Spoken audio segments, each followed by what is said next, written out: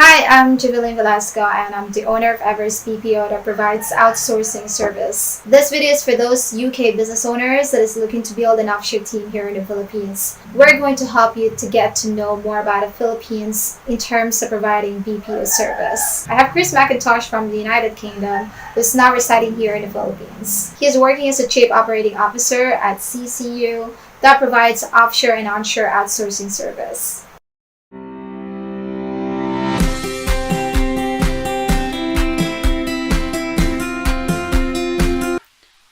What can you say about the culture gap between the United Kingdom and the Philippines?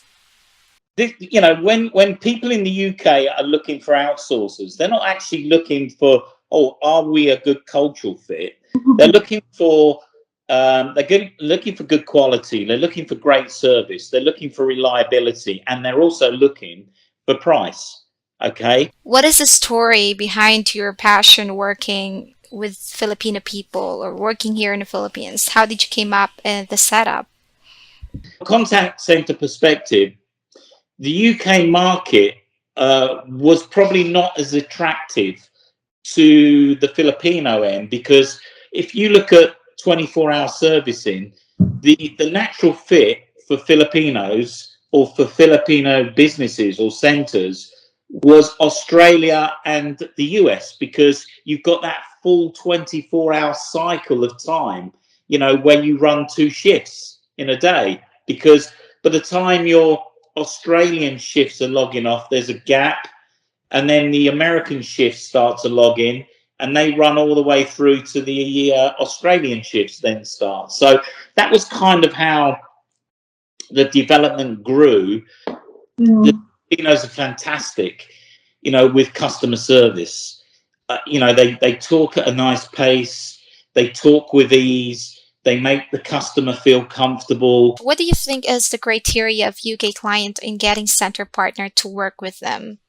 What companies are looking for now is good quality, good compliance, good service. They want to make sure that their customers are being treated properly. They're treated well. Their customers feel like they've had 5-star treatment. Certainly in the last 15 plus years, the UK market is moving more towards the Philippines. And when you think about it, why have they not moved sooner? It's because it's been an untapped market for the UK, because Philippines, as I said right at the beginning, the Philippines didn't go to the UK to attract the business, because for them, Australian works because of time zone, and American works because of time zone. That gives them the 24-hour cycle. Obviously UK kind of fits in between, so it comes in it comes in kind of more towards the end of the Australian shift, but then floats 3 to 4 hours into the American shift. So so when you're looking at kind of 24-hour cycles, and you've got so many seats as a BPO, you want to be able to have people log off, and then a couple of hours later, a fresh shift coming in, logging in. So you're getting your value back on your seat effectively. You have been working here in the Philippines for 18 years now. Can you tell us about the cost effectiveness and the quality service that potential client may get if they're going to outsource their contact center in the Philippines? Let's face it, talking commercially, we on price are either on a par or slightly cheaper than South Africa. So therefore, what else do you need to look at?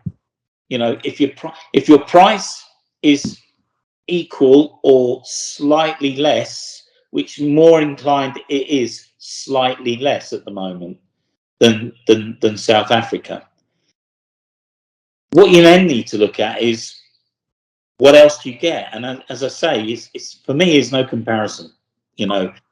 Voice quality, rapport building with clients, general kind of understanding nature, calm, clear. You know, there's absolutely no comparison. What can you say about the work ethics of Filipino? How service oriented they are?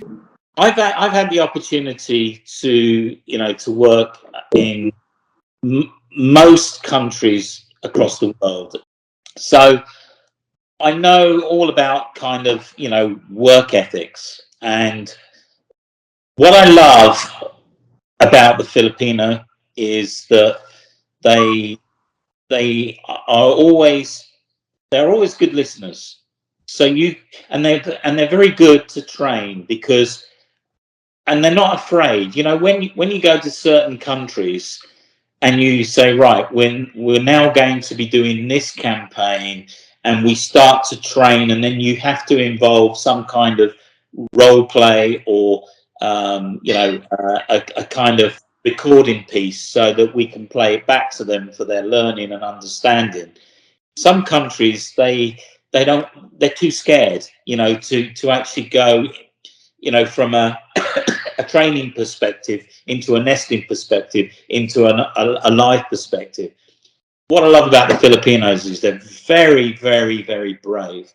You know, I've never had any problem, you know, taking them from a raw, I don't know anything about this campaign or product or anything, to a go live. They take the training, they absorb the training, and and they thrive, you know.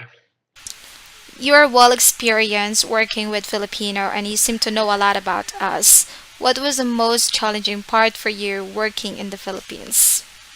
The challenging part um, is trying to trying to compete, I suppose. I don't look at, you know, managing the people as a challenge. I think that's probably the most easiest part of my time here.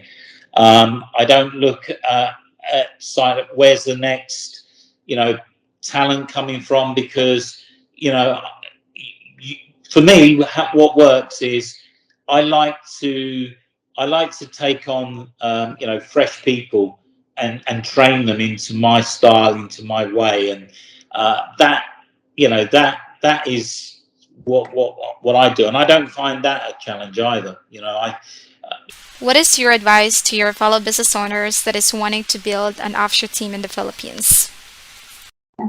so for me, I would say, you know, to any business out there looking to outsource, come here, come to the Philippines. If you want quality, if you want people that generally want to work hard for you, if you want people that sound good, yeah, and if you want value for money, come here. Come here, have a look at it. Thank you so much for sharing with us your wonderful experience, Chris. And I've learned a lot from you personally. And I hope you were able to provide more values in the BPO industry.